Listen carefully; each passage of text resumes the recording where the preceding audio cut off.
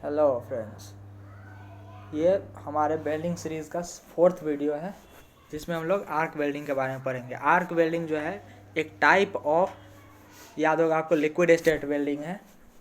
तो आज हम लोग आर्क वेल्डिंग के बारे में पढ़ेंगे। आर्क वेल्डिंग भी बहुत सारा टाइप का होता था, याद होगा, submerged arc welding, manual arc welding वगैरह वगैरह। तो सबसे पहले हम लोग ये जानेंगे कि आर्क क्या होता है।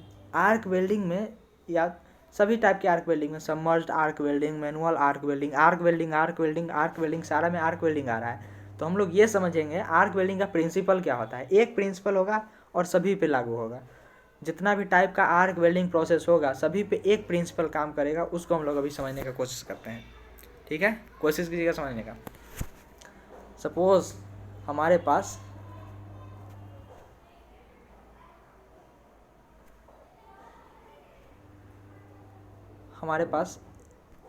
एक ये वर्क पीस है और एक ये वर्क पीस है, दोनों को जोड़ना है।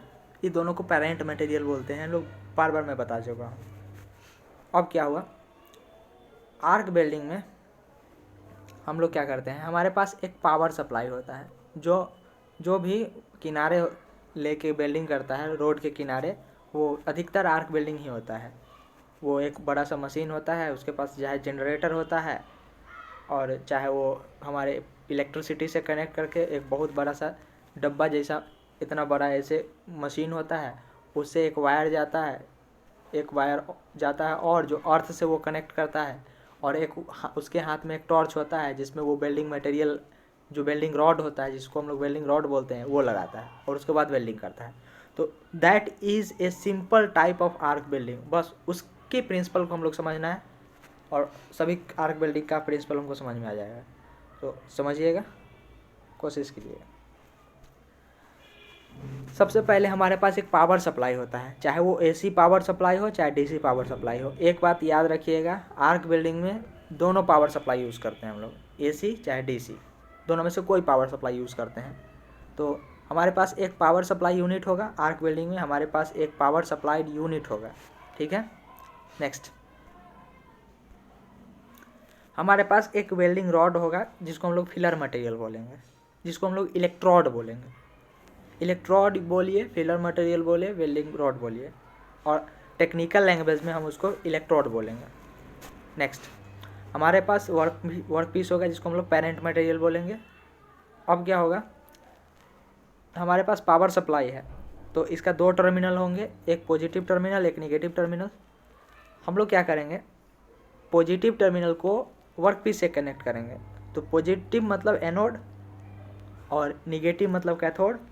पॉजिटिव टर्मिनल को वर्क पीस से कनेक्ट करेंगे, नेगेटिव टर्मिनल को कैथोड से मतलब इलेक्ट्रोड से कनेक्ट करेंगे, तो वो कैथोड हो जाएगा, नेगेटिव हो जाएगा। ठीक है, अब क्या होगा,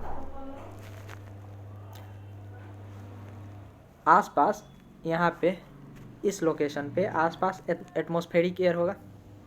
ठीक है, हम लोग क्या करेंगे अब,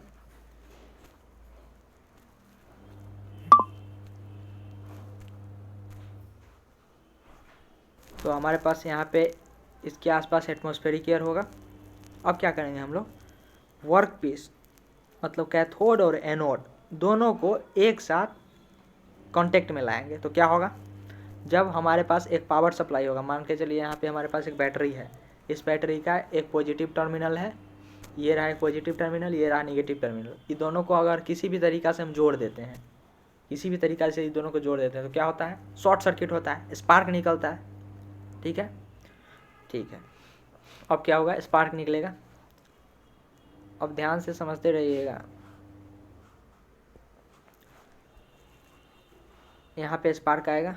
उससे भी पहले क्या होगा, इलेक्ट्रॉन, याद होगा आपको, नेगेटिव टर्मिनल से होते हुए पॉजिटिव टर्मिनल की तरफ जाता है।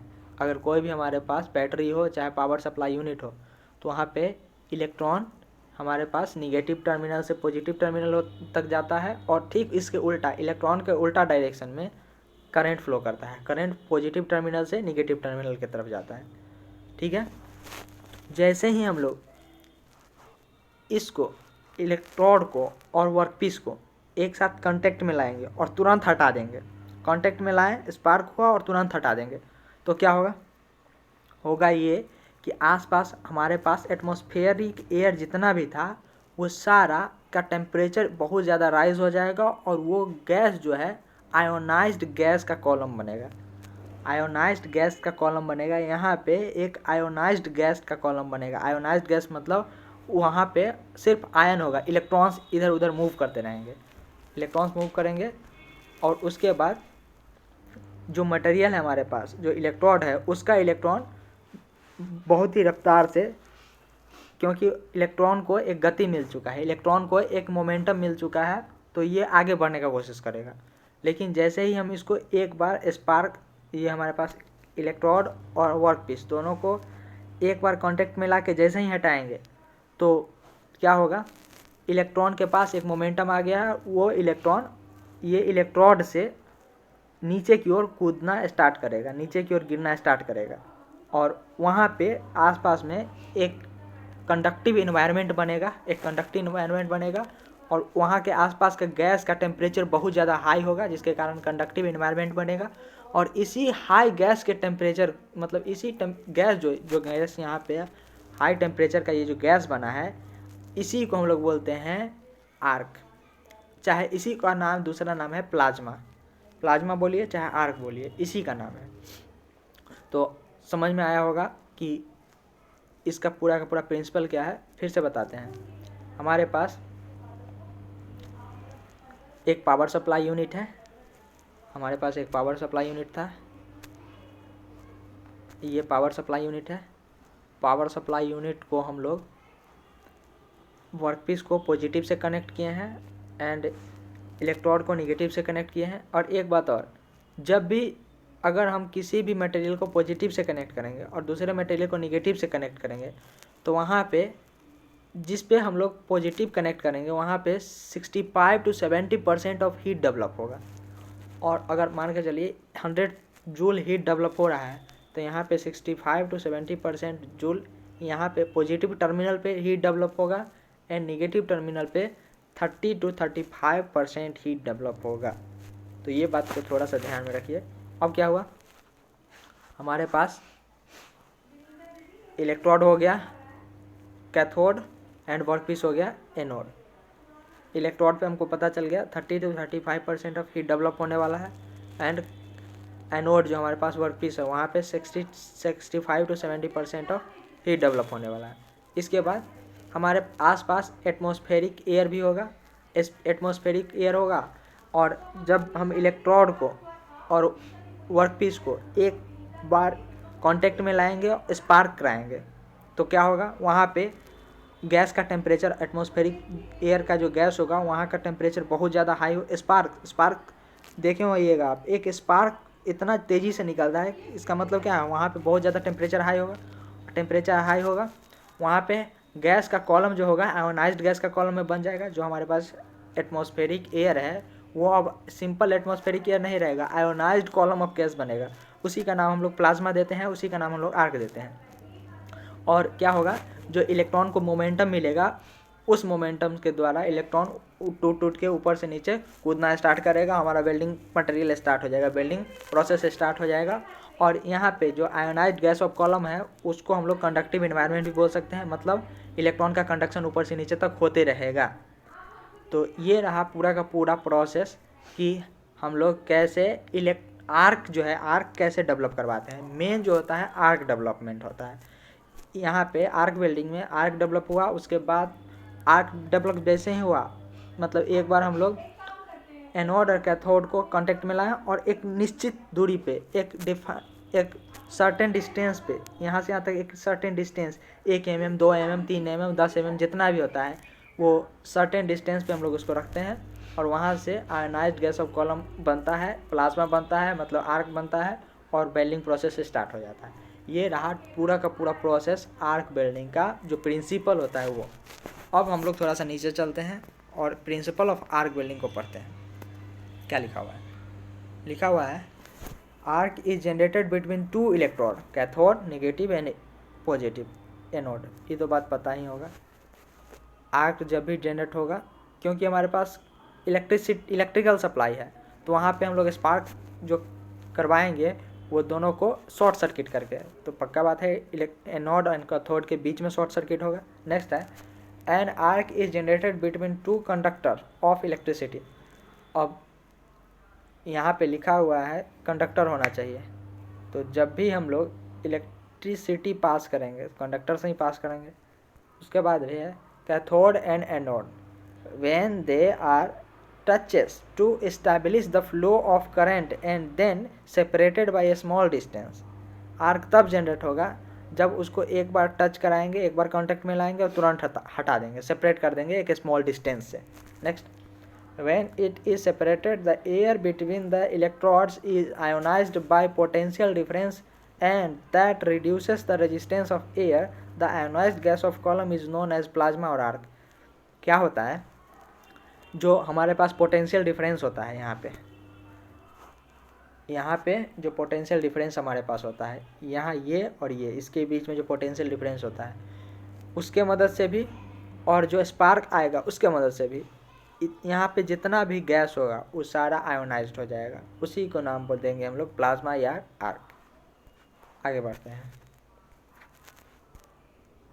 अब आगे यहाँ पे लिखा हुआ है heat generated at anode is around 65 to 70% of total heat and at cathode 30 to 35%। वो पहले बता चुका हूँ। अब यहाँ पे एक चीज़ और लिखा हुआ है, इलेक्ट्रिकल सप्लाई जो हम लोग देते हैं एसी भी दे सकते हैं और डीसी भी दे सकते हैं। यहाँ पे ये जो लिखा हुआ है, हम लोग इलेक्ट्रिकल सप्लाई एसी भी दे सकते हैं, डीसी भी दे सकते हैं, कोई इशू नहीं है। नेक्स्ट, कि अगर आर्क वेल्डिंग में हम लोग एसी सप्लाई यूज़ करते हैं एंड डीसी सप्लाई यूज़ करते हैं तो क्या होगा, एंड उसके बारे में कुछ और डिटेल्स में जानते हैं। जैसे अगर आर्क वेल्डिंग में हम लोग एसी सप्लाई यूज़ करते हैं तो एसी सप्लाई का नेचर क्या होता है, साइक्लिक होता है।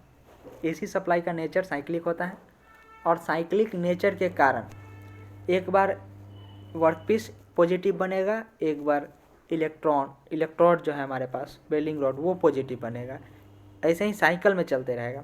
तो उससे क्या होगा, 50% हीट हमारा वर्कपीस पे डेवलप होगा एंड 50% हीट हमारा इलेक्ट्रोड पे डेवलप होगा।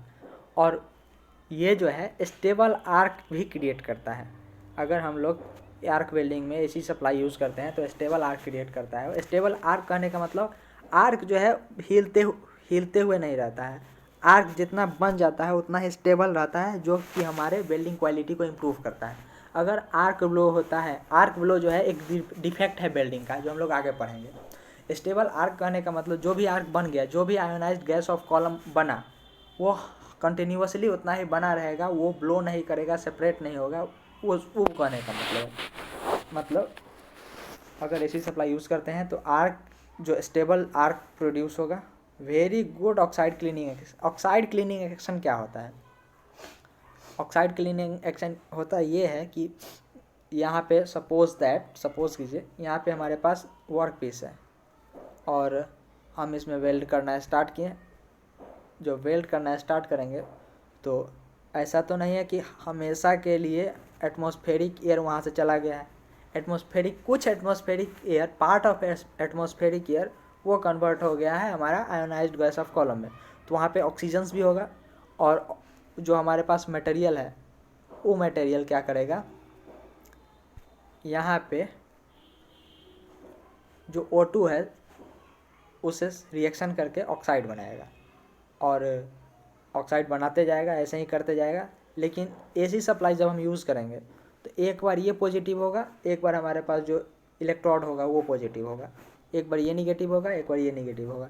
तो इससे होगा ये कि जो हमारा हीट डेवलप होगा दोनों पे इक्वली होगा और जो अल्टरनेशन है वो बने रहने के कारण आर्क ऑक्साइड जो है, ऑक्साइड ज़्यादा नहीं बन पाएगा। मतलब अगर एक साथ 70% हीट अगर इस पे डेवलप हो और 30% हीट अगर इस पे डेवलप हो, मतलब इलेक्ट्रोड एंड वर्क पीस, तो होगा क्या, हमेशा 70% वर्क पीस पे डेवलप होगा तो वर्क पीस ज़्यादा हीटअप होगा। अगर वर्क पीस ज़्यादा हीटअप होगा तो वर्क पीस के सामने इधर दोनों तरफ, वर्क पीस के दोनों तरफ, वर्क पीस के इधर भी और इधर भी हीट फ्लो होगा और दोनों तरफ से ऑक्सीडेशन का चांस बढ़ेगा।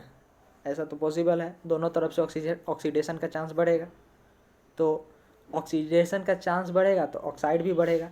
लेकिन अगर सपोज़ कीजिए दोनों के ऊपर 50% ही डेवलप होगा तो ऑक्साइड जो होगा, ऑक्साइड क्लीनिंग एक्शन होगा। ऑक्साइड क्लीनिंग एक्शन कहने का मतलब ऑक्साइड ज़्यादा नहीं बन पाएगा, और जो बनेगा वो अल्टरनेशन के कारण क्लीन होते चला जाएगा, कहने का ये मतलब है। नेक्स्ट है used in TIG welding to weld the thin sheets. Tungsten inert gas welding जो होता है वो एक वेल्डिंग प्रोसेस होता है जिसमें हम लोग AC सप्लाई यूज़ करते हैं, और टंगस्टन इनर्ट गैस वेल्डिंग से हम लोग थिन शीट्स का वेल्डिंग करते हैं, वो आगे हम लोग पढ़ेंगे। अब नेक्स्ट है हमारे पास DC सप्लाई। DC सप्लाई हम लोग दो तरीक़ा से देते हैं। पहला तरीका ये है कि आप वर्कपीस को पॉजिटिव कर दीजिए एंड कैथोड मतलब जो हमारे पास इलेक्ट्रोड है उसको नेगेटिव कर दीजिए। दूसरा तरीका यह है कि कैथोड जो हमारे पास इलेक्ट्रोड है उसको पॉजिटिव कर दीजिए, वर्कपीस को नेगेटिव कर दीजिए। तो होगा क्या, जो भी पॉजिटिव टर्मिनल होगा उस पर 2/3 हीट डेवलप होगा, मतलब लगभग 65 to 70%, एंड लगभग 30% हीट डेवलप होगा, 30 to 35% हीट डेवलप होगा निगेटिव टर्मिनल पे। तो दो टाइप का DC सप्लाई हम लोग देते हैं। एक का नाम है स्ट्रेट पोलैरिटी DC सप्लाई, या इसी को बोलते हैं हम लोग फॉरवर्ड पोलैरिटी DC सप्लाई, या इसी का नाम है direct current electrode negative. Direct current electrode negative, या इसी का नाम है डायरेक्ट करेंट स्ट्रेट पोलैरिटी। सभी इसी का नाम है, कंफ्यूज नहीं हो गइएगा, कोई एक नाम से पूछ सकता है। पूछ देगा direct current electron negative, electrode negative में क्या होता है, कौन सा चीज़ पॉजिटिव होता है, किस पे हीट डेवलप ज़्यादा होता है, ऐसे करके। तो यहाँ पे देख रहे हैं, ये रहा हमारे पास एनोड वर्कपीस जो पॉजिटिव दिए हैं, कैथोड इलेक्ट्रोड जो निगेटिव दिए हैं। ये हमारे पास कोई DC मशीन है, DC सप्लाई यूज़ कर लें तो DC मशीन होगा, AC सप्लाई यूज़ करेंगे तो AC मशीन होगा। हीट डेवलप होगा, आर्क बनेगा, आर्क डेवलप होगा। नेक्स्ट हमारे पास ऑक्साइड का लेयर भी आएगा, वगैरह वगैरह सारा होगा। आगे चलते हैं, इसके बारे में कुछ और पढ़ते हैं। बोल रहा है अगर स्ट्रेट पोलैरिटी होगा तो मैक्सिमम हीट वर्कपीस पे डेवलप होगा, ये बात तो क्लियर है। Proper fusion of base metal can be easily achieved, so it eliminates lack of fusion and lack of penetration defect. क्या होता है कि जब दो मटेरियल को हम लोग वेल्ड करने जाते हैं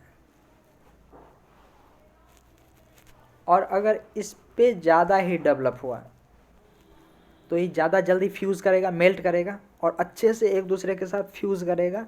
फ्यूज़ मतलब एक दूसरे के साथ अच्छे से जुड़ेगा। तो और इसके साथ एक चीज़ और होगा, पेनिट्रेशन मतलब बहुत अंदर तक करने का मतलब जितना भी इसका थिकनेस होगा वो पूरा का पूरा अच्छे से मेल्ट हो पाएगा, अच्छे से फ्यूज़ हो पाएगा। और जो भी हमारे पास वर्कपीस, जो भी हमारे पास कैथोड इलेक्ट्रोड होगा, वो इलेक्ट्रोड अच्छे से पेनिट्रेट कर पाएगा पूरा का पूरा जॉइंट के अंदर। तो वही बोल रहा है यहाँ पे प्रॉपर फ्यूज़न होगा। अगर हम स्ट्रेट पोलैरिटी यूज़ करते हैं तो प्रॉपर फ्यूज़न होगा एंड पेनिट्रेशन डिफेक्ट नहीं आएगा। पेनिट्रेशन डिफेक्ट एक प्रकार, penetration defect, lack of penetration एक प्रकार का डिफेक्ट है। लैक ऑफ पेनिट्रेशन कहने का मतलब जितना भी हमारे पास थिकनेस है मटेरियल का, जो हमारे पास पेरेंट मटेरियल है, बेस मटेरियल है, उसका उतना पूरा का पूरा वेल्ड नहीं हो पाना, उसको बोलते हैं हम लोग लैक ऑफ पेनिट्रेशन। जैसे एक और बार मैं बता दूं, ये हमारे पास इतना मोटा वेल्डिंग करने के लिए बेस मटेरियल है और वेल्डिंग रॉड जो है इतना ही तक वेल्ड कर पाया, तो इतना तक लैक ऑफ पेनिट्रेशन हो गया, ये लैक ऑफ पेनिट्रेशन जोन कहलाएगा। क्लियर। लेकिन जब यहाँ पे अच्छे से हीट डेवलप होगा, ज़्यादा हीट डेवलप होगा तो जल्दी मेल्ट करेगा और नीचे तक वेल्डिंग होगा, तो लैक ऑफ पेनिट्रेशन यहाँ पे नहीं देखने को मिलेगा। नेक्स्ट है in case of consumable electrode filler material deposition rate is quite low. क्या होता है, यहाँ पे लिखा हुआ है हमारे पास अगर कंज्यूमेबल इलेक्ट्रोड दो प्रकार के होते हैं, एक कंज्यूमेबल इलेक्ट्रोड, एक नॉन कंज्यूमेबल इलेक्ट्रोड। इलेक्ट्रोड हमारे पास दो प्रकार के होते हैं, एक कंज्यूमेबल इलेक्ट्रोड, एक non consumable electrode. Consumable electrode उसको बोलते हैं जो हमारे पास रोड के किनारे जो वेल्डिंग करता है वो इतना बड़ा वेल्डिंग रॉड निकालता है और पूरा का पूरा वेल्डिंग रॉड जो जहाँ पे भी वेल्डिंग करना होता है वहाँ पे डिपोज कर देता है, तो उसको बोलते हैं कंज्यूमेबल वेल्डिंग रॉड। लेकिन एक होता है नॉन कंज्यूमेबल इलेक्ट्रोड, जैसे TIG, tungsten inert gas welding जो होता है उसमें हम लोग नॉन कंज्यूमेबल इलेक्ट्रोड यूज़ करते हैं, मतलब जहाँ पे इलेक्ट्रोड कंज्यूम नहीं होता है, इलेक्ट्रोड जो होता है वो पिघलता नहीं है, इलेक्ट्रोड फ्यूज़ नहीं होता है इसके साथ। समझ में आया? तो अब क्या हुआ, हमारे पास अगर सपोज कीजिए कंज्यूमेबल इलेक्ट्रोड है, अगर कंज्यूमेबल इलेक्ट्रोड है और हीट डेवलप इस पर 1/3 ही हो रहा है और इस पर 2/3 हो रहा है, तो ये तो कंज्यूमेबल इलेक्ट्रोड जो है हमारे पास इलेक्ट्रोड, वो तो जल्दी से आसानी से पिघलेगा नहीं, आसानी से मेल्ट नहीं करेगा।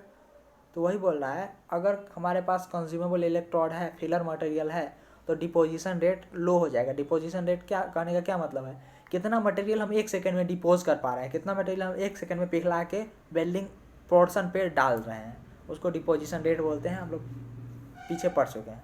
नेक्स्ट हमारे पास एक और होता है,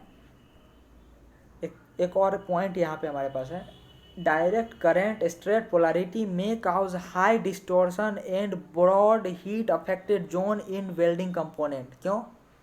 हीट अफेक्टेड जोन क्या होता है?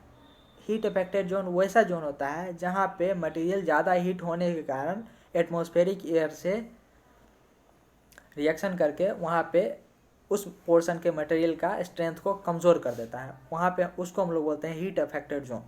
तो हीट अफेक्टेड जोन इसमें ज़्यादा क्यों होगा? इसीलिए ज़्यादा होगा क्योंकि हमारे पास जो वर्क पीस है उस पर तो लगभग 75% हीट डेवलप होगा, तो जितना ज़्यादा हीट डेवलप होगा उतना ज़्यादा रिएक्शन का चांस बढ़ेगा, और जितना ज़्यादा रिएक्शन का चांस बढ़ेगा उतना ज़्यादा रिएक्शन होगा, और रिएक्शन होगा तो हीट अफेक्टेड जोन ज़्यादा होगा, और हीट अफेक्टेड जोन ज़्यादा होगा तो मतलब वहाँ पे स्ट्रेंथ कमेगा, और स्ट्रेंथ कमेगा तो डिस्टॉर्शन होगा, हाई डिस्टॉर्शन होगा। इसीलिए यहाँ पे लिखा गया है कि अगर हम लोग direct current straight polarity use करते हैं तो ये एक जो हमारे लिए अच्छा नहीं है वो चीज़ देखने को मिलेगा। Oxide cleaning action is poor लिखा हुआ है यहाँ पे, oxide cleaning action is poor, नीचे नेक्स्ट लाइन लिखा हुआ है oxide cleaning action is poor. क्यों पुअर है? क्योंकि यहाँ पे अल्टरनेशन ऑफ करंट नहीं हो रहा है, सेम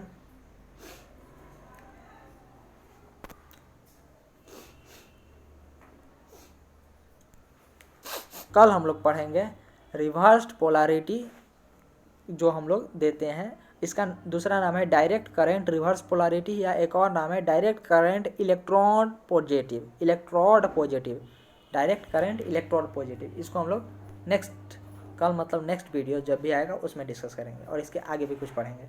तब तक के लिए जय हिंद।